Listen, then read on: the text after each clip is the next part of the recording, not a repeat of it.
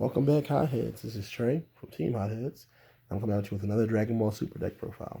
This time I have my favorite card from set 1, my first leader that I ever made a deck with, and it is Hit, the most powerful Master Assassin of Dragon Ball Super. I feel like this guy gets a lot of hate. People don't think he's that good.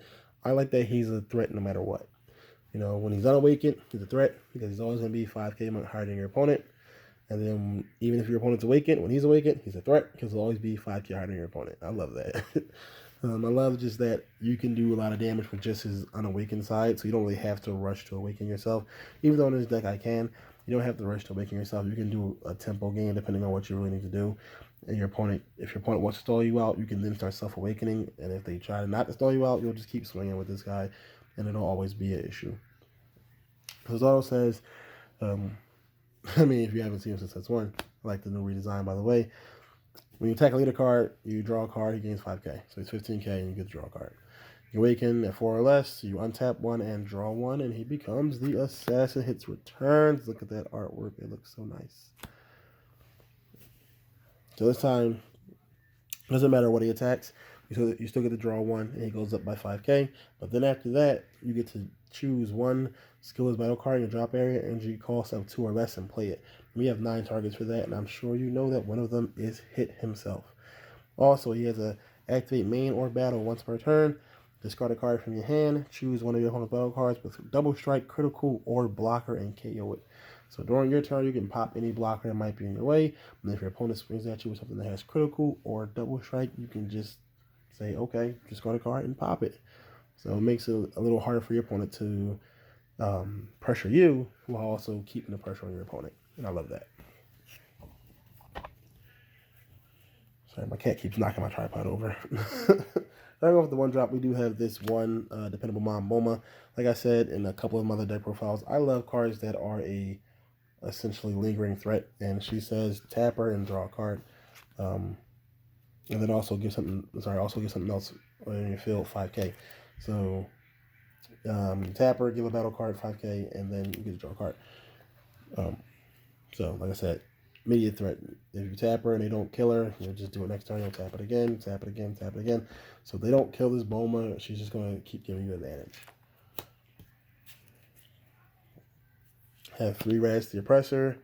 I'm not too sure how much untapping energy is going to still be relevant. But just in case it is, you have rads to your pressure, draw a card, and your opponent can't untap energy. Let's get rid of rads to your pressure. And if they're playing a deck where you don't do that, of course, you just charge them. It's no biggie. So, just like though, these 4 cards are because I do not own Chi-Chi or Dende. So I just went with cards control, essentially control, and then advantage for me. And then we have our Awakening package, Flying Power Trunks, and Double Strike Kaba.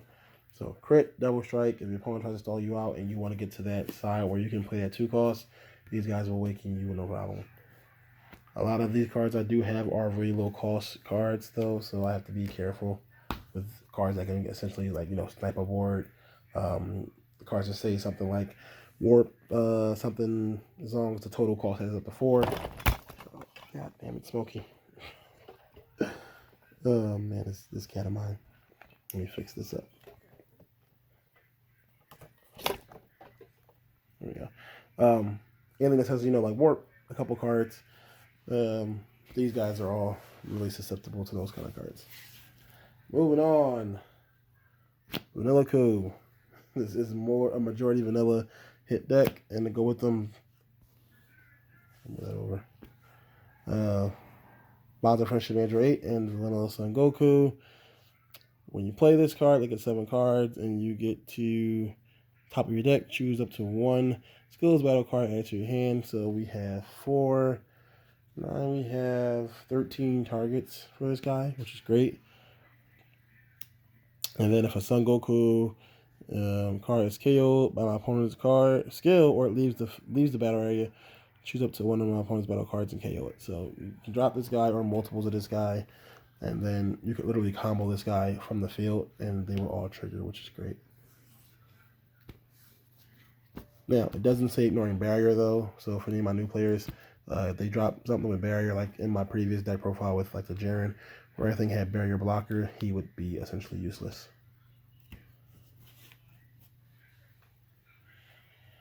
So after those lovely skillless 2-drops, we have Hit, of course. So Gohan Brainwashed. This could have been the Universe 6 guy, Magenta or whatever, but I like this better. Especially since I'm going with like the skillless kind of Goku engine. I figured I'd stick with the family. Go with the Gohan. And then his friend, Yamcha. Just 20k strikers, and we all know what this guy evolves into.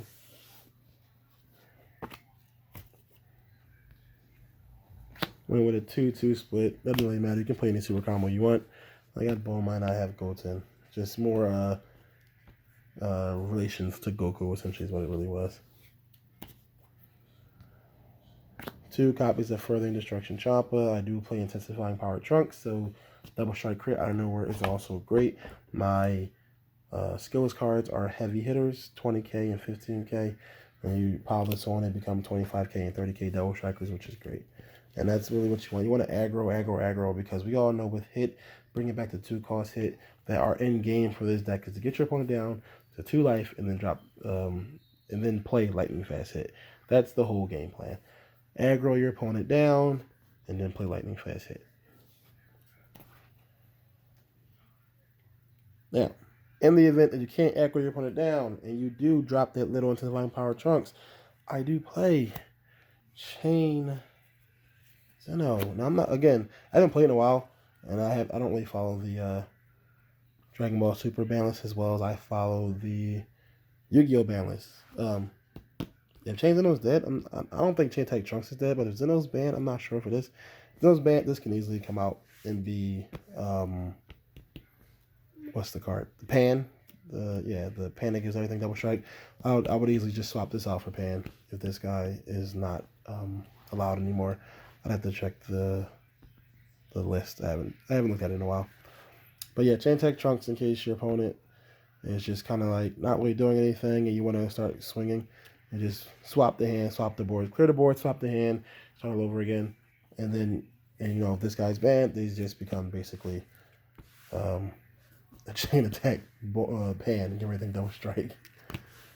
Because again, we just want to aggro you down so I can play Lightning Fast Hit. Speaking of the man himself, last card in the deck is Lightning Fast Hit.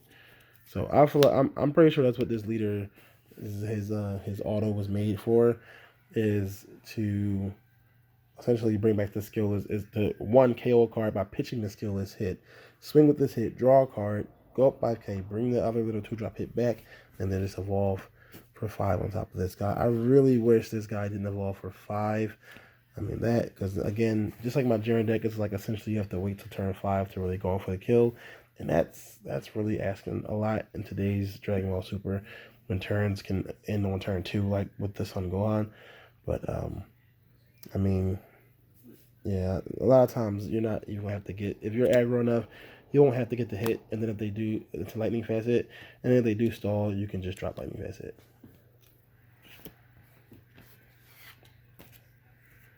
The extra cards are just a little more control. I have Your Mind. This also, I believe this came out in set 9 as well.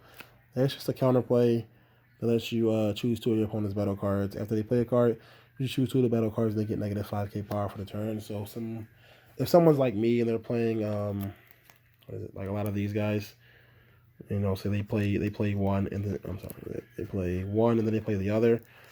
You can play Your Mind and just KO them both so they'll get negative 5k. So it only costs 1.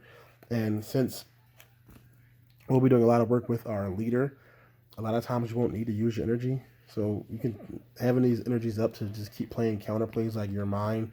And then of course, like the best red counterplay ever, Denial of Hope. You know, that's just extra for you. Denial of Hope is another counterplay, especially with a red leader. The card, if it has 20,000 power or less, just go straight to the drop area. It doesn't even get played, which is great. So I definitely might try to get more copies of Your Mind to go with my Denial of Hopes, and that'll just be my control aspect to make sure I get to turn 5 with my Lightning Fast Hit. And then lastly, 2 after image techniques. Counterattack that can be played with Sparking 5 by striking your life. Gives your card, no, it doesn't stop the attack, but it gives your guy 40k, which should be enough to hopefully survive. Because it gives your card 40k, then it also gives your opponent negative 10k, which essentially is like giving your card 50k. So if you don't survive that attack, your opponent must have had a lot of combo power. I think this is an interesting way. Not Konami. Bandai's been making cards. So I feel like I just saw a new card that got released that said it gives your battle card 100,000k, and I was like, that has to be a misprint or a typo. And then I remember this card, which basically gives your card 50k. So I'm like, oh, maybe it's just one of those things where it's made so that your opponent can't attack you again. This is my hit / assassin hit returns / lightning fast hit deck profile. Definitely leave a comment below. Let me know any changes you would make, how you would, I guess, perhaps make the deck a little more consistent or more aggro or more control. I actually like having an aggro deck that can control the board because this guy alone can provide a lot of the aggroness. I feel like then the counter plays can control. So if you like it, give it a thumbs up. If you don't like it, tell me what you don't like about it and what you would change. This is Trey from Team Hotheads, and I'll catch you in the next video.